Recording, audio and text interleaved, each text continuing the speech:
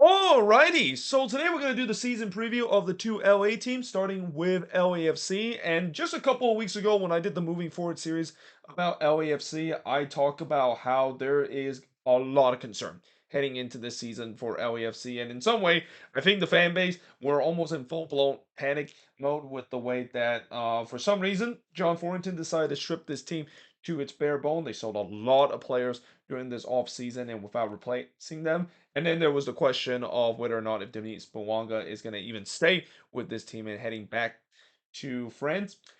Then fast forward a couple of weeks later, and now it feels like order has finally been restored in LAFC, and it feels like John Thornton basically heard all the concern that the fan base had, and it feels like this team has definitely got a new transformation in just the last couple of weeks, making some big signing.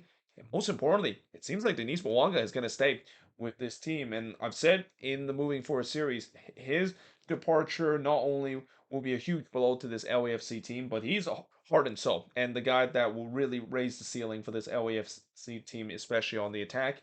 And with the way that he is intended to stay at least until the summer transfer window, it feels like the ceiling is once again high for LAFC, and it looked like this could be a team that could be the not only a contender to finish top spot in the Western Conference, but also they could be an MLS Cup contender once again. Now, last season, they did make it to MLS Cup after finishing with a 14-10-10 record and finished with 52 points. Their last playoff appearance was 2023, and then their last playoff round win is also 2023, as they made it all the way back to MLS Cup. But unfortunately, unlike in 2022, when they were able to conquer that mountain and win MLS Cup, they weren't able to do so in 2023 and unable to join the LA Galaxy is the last team to go back to back in terms of MLS Cup in MLS history. But in terms of some of the transfer that they made, again, for a while it looked like it was desperate. Times for desperate measure with the way that they weren't making any signing whatsoever. The only signing looked like it was Hugo Lloris coming into this team. But recently they got Omar Campos from Liga MX. I think he's going to be a really good fullback for this team. They also got a very talented Venezuelan in David Martinez that has a lot of upside. And I wouldn't say that he's going to compare a certain Venezuelan that play for Montreal right now, but he is a guy that a lot of people are saying that he could be the next best thing coming out of South America and coming from Venezuela.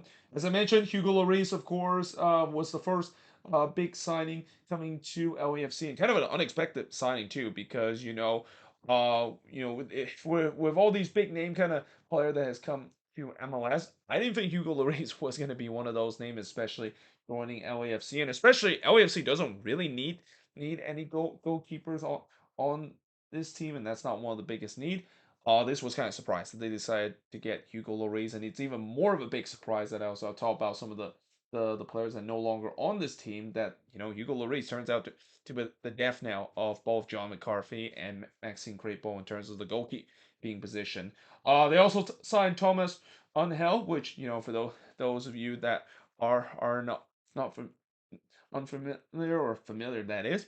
He's the son of Juan Pablo Angel, the famous number 9 that plays for the New York Red Bulls. So it's good to see that now his son is going to be playing in this league as well. They drafted Jackson Lee, who actually they loaned him straight away to Rhode Island FC in the USL Championship. And then most recently, they brought back Eduardo Atuesta back into this team. And that is also a big game changer too, because Atuesta, before he left for Palmeiras, we saw how good he is, and it was kind of a little surprise that LAFC decided to let Atuesta go to South America rather than Europe, because I thought Europe was the place that Atuesta was gonna go, but instead he went to Palmeiras. I mean, he's been okay during his time with Palmeiras, but now he's being loaned back to LAFC, and that should be very interesting to see how he's going to do and whether or not if he can capture the form that he had in his first time. I mean, if he can do so, man, they instantly have a guy that not only is a great midfielder for this LAFC team, but a great free kick specialist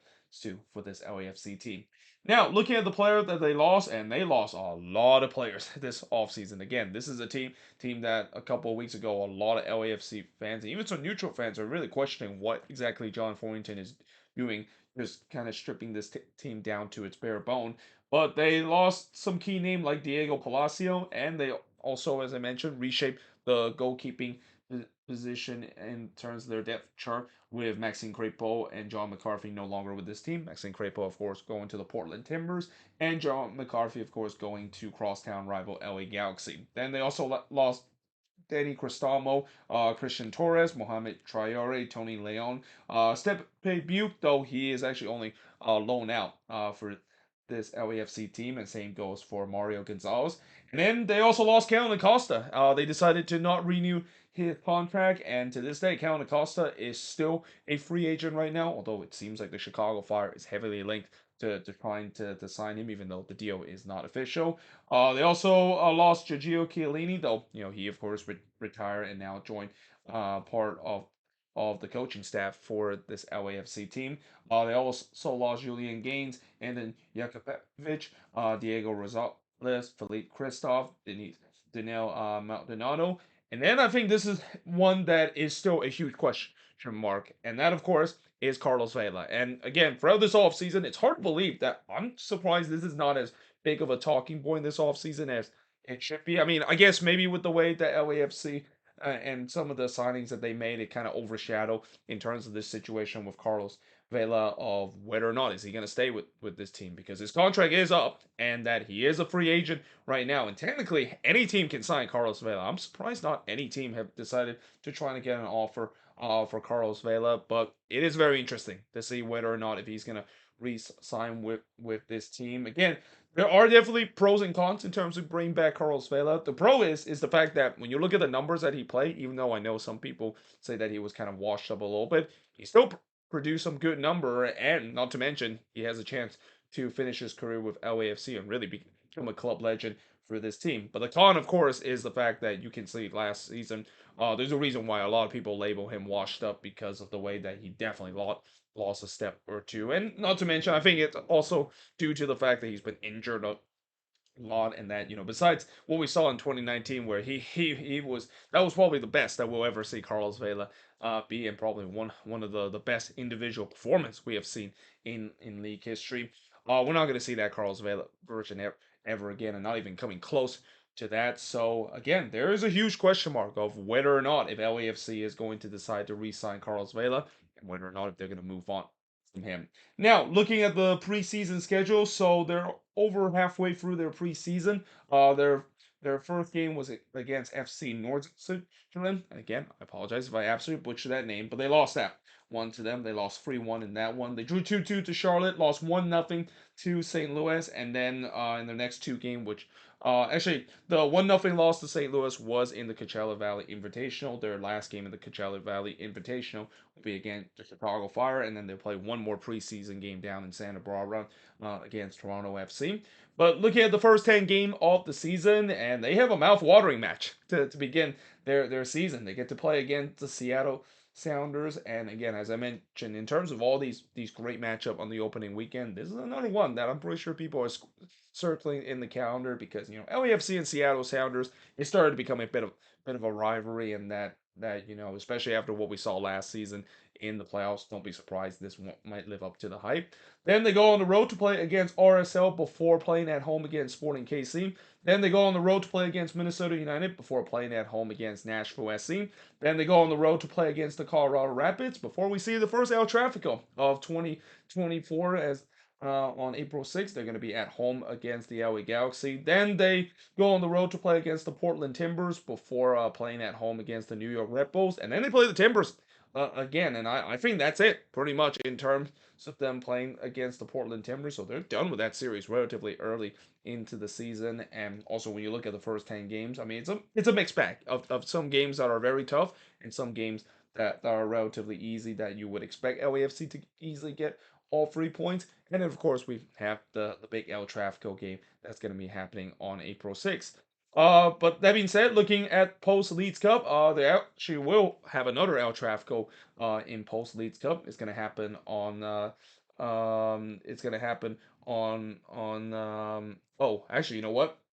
I wrote that wrong there. You know how I wrote September 19th? It's actually September 9th. That's the last El Trafico is gonna happen between the Galaxy and LAFC. But before that, they of course play against the Houston Dynamo at home, and then the first game that they're gonna be playing is also a bit of a mouth-watering matchup coming out of the Leeds Cup. They get to play against the Vancouver Whitecaps, and then on September 18th they play against Austin FC before going on the road to play against FC Dallas. Then we get to see another mouth-watering matchup where they play against FC Cincinnati on the road. That maybe could be a preview of MLS Cup 2024 before they return home to play against St. Louis. Then they go on the road to play against Sporting KC, and then they play their decision day game against the San Jose Earthquakes. And really, when you look at the last couple of matches, those are some tough opponents that they, of course, would be faced. Except when they have to play at home against the San Jose Earthquakes, that probably could be an easy matchup for them. But yeah, overall,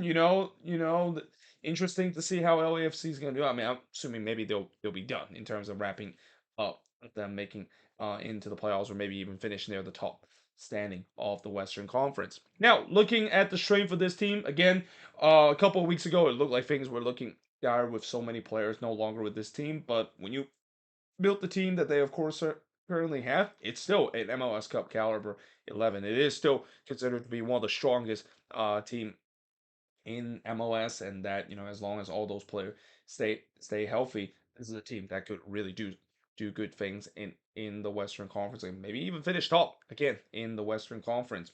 The weakness obviously is going to be depth again. Even though they have added more pieces just recently, depth is still a bit of an issue for this team, especially in the midfield and back line where they're not really that deep in terms of that position. And when I meant the back line, I also included the fullback position. They're not very deep in terms of that spot. So if there is maybe some injury crisis that they might have to deal with, there's going to be that concern in terms of the midfield and the back line, and that's going to be something that they'll hope to adjust. I mean, it's not a big surprise considered, like I said, this team at one point they were down to like just 17 senior player. They were really down to the bone, and recently they have replenished a little bit. Though I think that's going to continue as the signings has been fast and furious for LAFC in just these last week or so.